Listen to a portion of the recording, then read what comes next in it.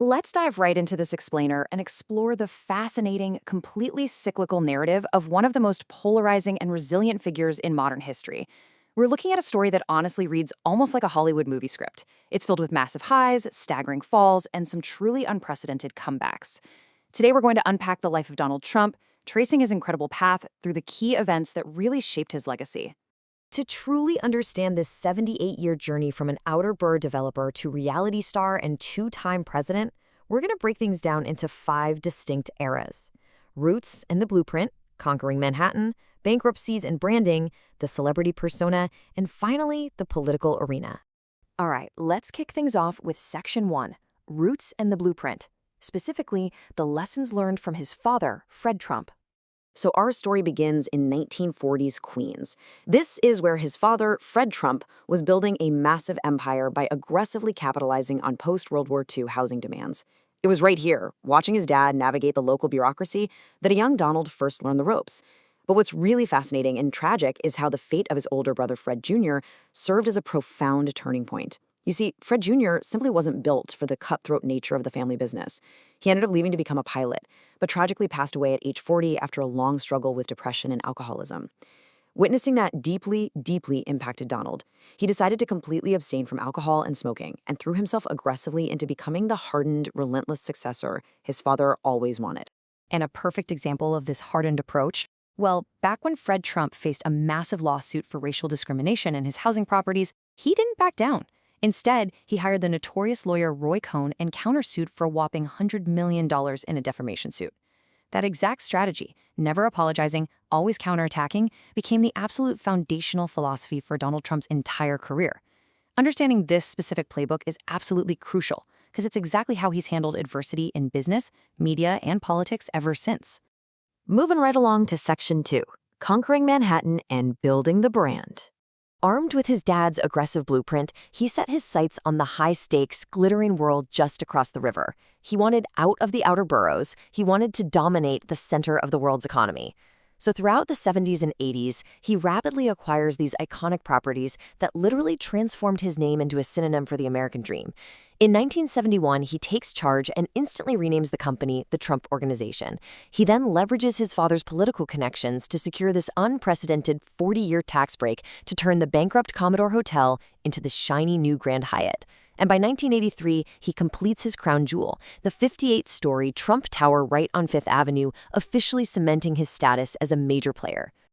Now, his knack for leverage was totally unmatched. Take Mar-a-Lago, for instance.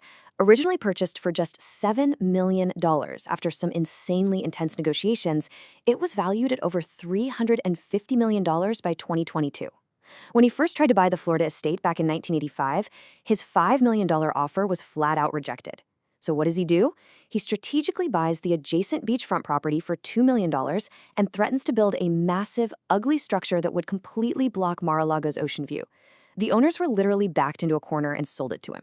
It is a textbook example of his aggressive, no-holds-barred negotiation style. But it wasn't all an upward trajectory. That brings us to Section 3, Bankruptcies and Branding. The debt and the big pivot. You know, when you expand relentlessly, eventually things get stretched to the absolute breaking point. And that brought on some massive financial crises.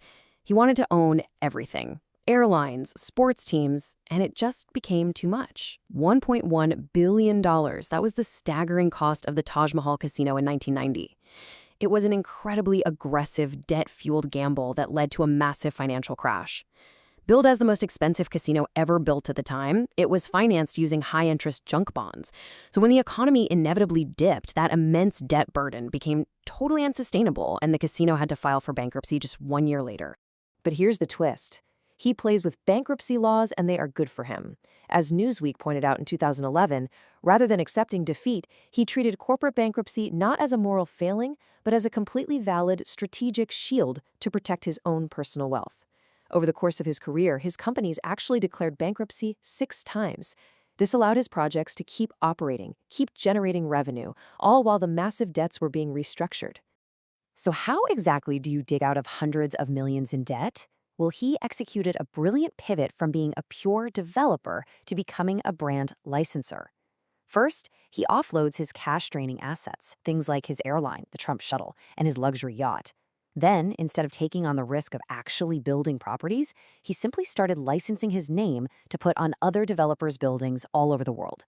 He also took his organization public on Wall Street, which injected hundreds of millions of dollars in fresh capital just in time to save his empire. Which leads us perfectly into Section 4, the celebrity persona and dominating the tabloids. You really can't talk about his brand licensing without talking about his omnipresence in the media. Every single aspect of his personal life was utilized as fuel for publicity. His 3 highly publicized marriages practically defined distinct eras of his life, ensuring he was constantly on the front pages. His marriage to Ivana projected this ultimate 1980s success story. She was a savvy business partner helping run his casinos. But when that ended in a very public scandal involving Marla Maples, it kicked off a massive media frenzy and the rebound era. Finally, his marriage to Melania brought a much more structured, somewhat enigmatic image, the political era, that carried him right into the White House. But his media dominance really peaked with The Apprentice. This reality show was a total game changer. It cemented his persona not as some struggling 90s debtor, but as the ultimate, ruthless, successful boss. Filmed right inside a studio in Trump Tower, it completely revitalized his image. Millions of Americans tuned in every single week to watch him judge contestants. And that catchphrase, "You're fired," it became a massive cultural phenomenon.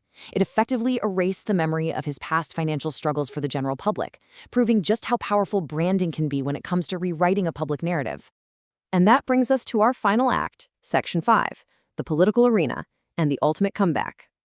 This is the stage where he took everything.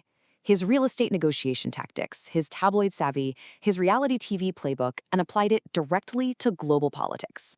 He'd actually flirted with running for office for decades, but in 2015, he finally took the plunge. He completely bypassed the traditional political class, campaigning on these core populist platforms that just struck a massive chord with millions.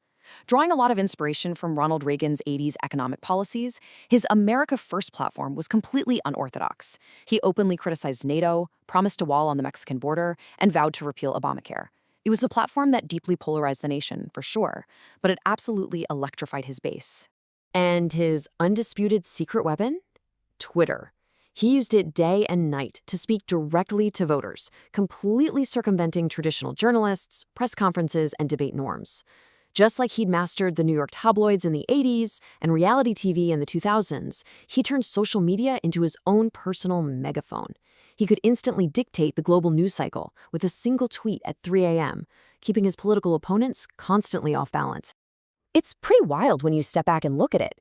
His political career is virtually a mirror image of his business cycles. An initial staggering victory, a massive defeat, and then an unprecedented return. Against all conventional polling, he defeats Hillary Clinton in 2016. 4 years later, he loses a highly contentious election to Joe Biden, culminating in these shocking events at the Capitol. Yet, mirroring those corporate resurrections we talked about, he stages an extraordinary comeback to win the presidency once again in 2024 against Kamala Harris.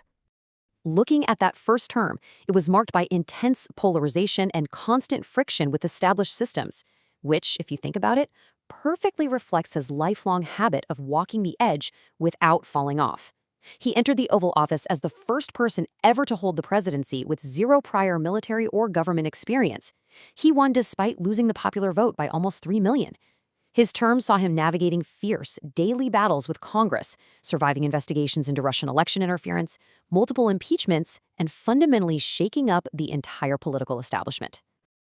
Leading up to his 2024 return, he faced what were easily his biggest hurdles yet.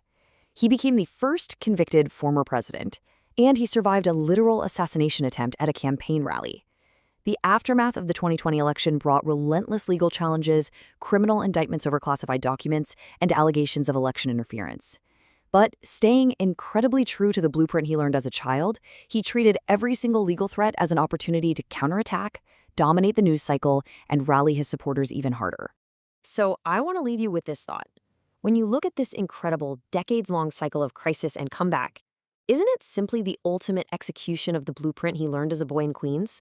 Whether you view his methods as a masterclass in resilience or a controversial manipulation of the system, his trajectory from a Queens real estate office to a 2-time occupant of the White House is undeniably historic. Thank you so much for joining me for this explainer. I hope walking through this journey helped bring such a complex narrative into a bit more focus. Keep questioning and keep learning.